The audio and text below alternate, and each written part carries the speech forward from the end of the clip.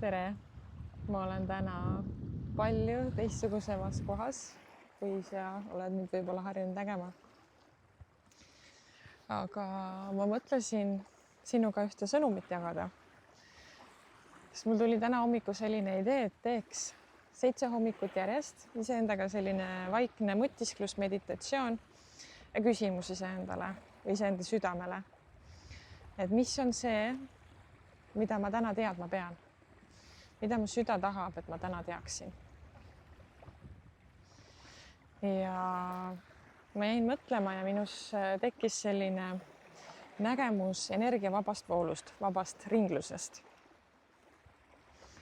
Ja sellest, et kui me midagi välja anname, siis alati tuleb sealt ka midagi tagasi. Energia ei ole mitte kunagi ühepoolne. Ma olen oma teadliku elu tegelenud või ütleme niimoodi, nii palju, kui ma ennast tean ja tagasi vaatan, siis ma olen olnud people pleaser.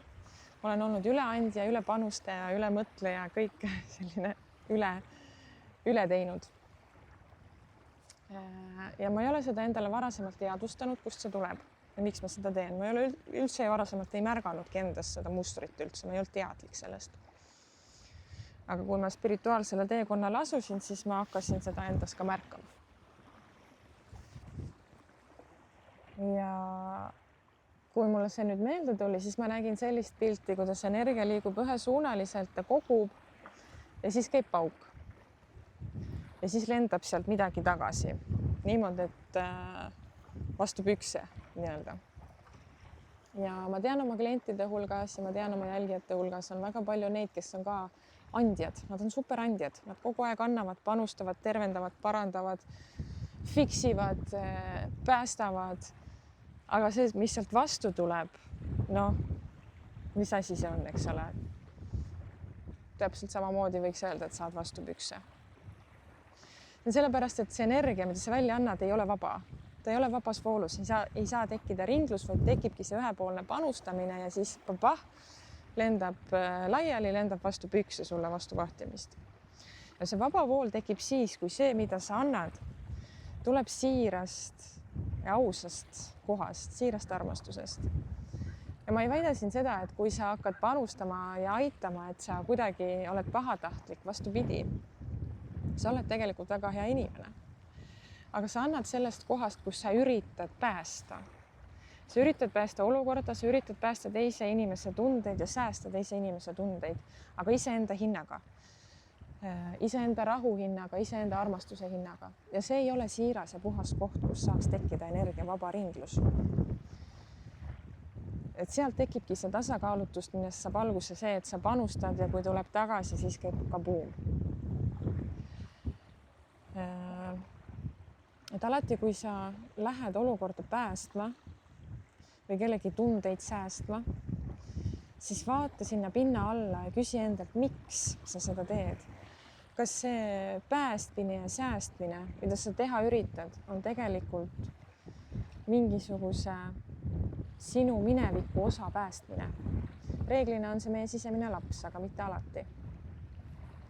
Kas sa üritad päästa hoopis iseennast, et selles olukorras ellu jääda, üritades kontrollida seda, kuidas teine inimene peaks seda olukorda vastu võtma ja seda olukorda nägema?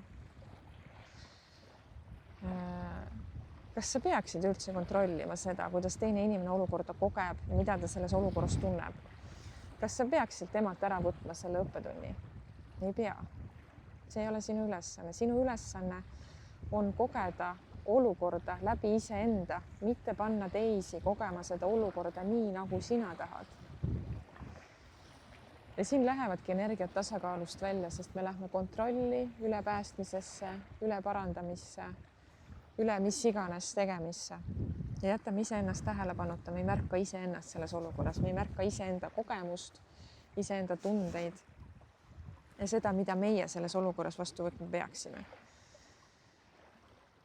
Me oleme liialt suunatud välisele ja seda näitab meile tegelikult meie kehatasand, kuidas meie keha antud olukorras tunneb. Ja selle märkamine on kunst. Minu õpetajaks tuli selle kehatasandi märkamise õpetajaks tuli mulle minu krooniline haigus, millest ma olen teile ka jaganud. Et kui imeline õpetaja ta mulle tegelikult on, nii kui ma lähen üleandmisesse, mu keha või mu haigus reageerib. Ja ma olen alati palunud kõrgematelt, et kui te annate mulle juhatust, siis ma palun, et see oleks võimalikult sirgjooneline ja arusaadav. Palun väga. Ma küsisin ja ma sain. Mu keha otseselt näitab mulle ette, kui ma olen läinud liiale, kui ma olen läinud ülepanustamisse ja päästmisesse ja mis iganes. Kui ma olen jätnud iseennast tähelepanuta, mu keha kohe näitab seda. Ja tegelikult olgugi, et see on olnud mulle valus õppetund, see on väga oluline õppetund ja ma olen oma keha õppinud tundma täiesti teise nurga alt, täiesti nii lähedalt ma ei olegi iseenda keha veel varem tundnud kui praegu ja ma tean, et see teekond kestab edasi ja õpin veel lähedamalt tundma. Ja ma tundsin, et ma pean seda sõnumit sinuga ka jagama, sest ma tean, et väga paljud teist on tegelikult sarnases kohas, kus see empaatiavõime on nii suur välise osas, teiste inimeste osas, aga enda osas nii minimaalne. Seega see on sinu meeldetuletus ka sulle, et tule tagasi oma südame juurde, iseenda juurde ja vali iseennast, isegi kui see pakub teistele ebamugavust, sest võib-olla see ongi nende õppetund. Ja ei ole sinu asi määrata, kuidas tema oma õppetundi suhtuma peaks, vastu võtma peaks või mida ta selles kogema peaks. Sinu asi on märgata iseennast selles, aga mitte niimoodi, et sa teisest üle sõidad, aga mitte ka niimoodi, et sa iseendast üle sõidad. Tasakaal peaks olema. Mida rohkem oled sina tasakaalus iseendaga, seda tasakaalukam on see energiavool, mida sa välja annad ja sa saad tasakaalukat energiat vastu ka. Sa saad seda armastust vastu, mida sa hakkad välja peegeldama. Aga enne sa pead selle karika, millega sa üritad kõikide teiste karikat täita. Sa pead selle sisu ära filtreerima sellest mustusest, nendest varjudest, mis sinus on. Ja alles siis hakkab see puhas vool seal toimima.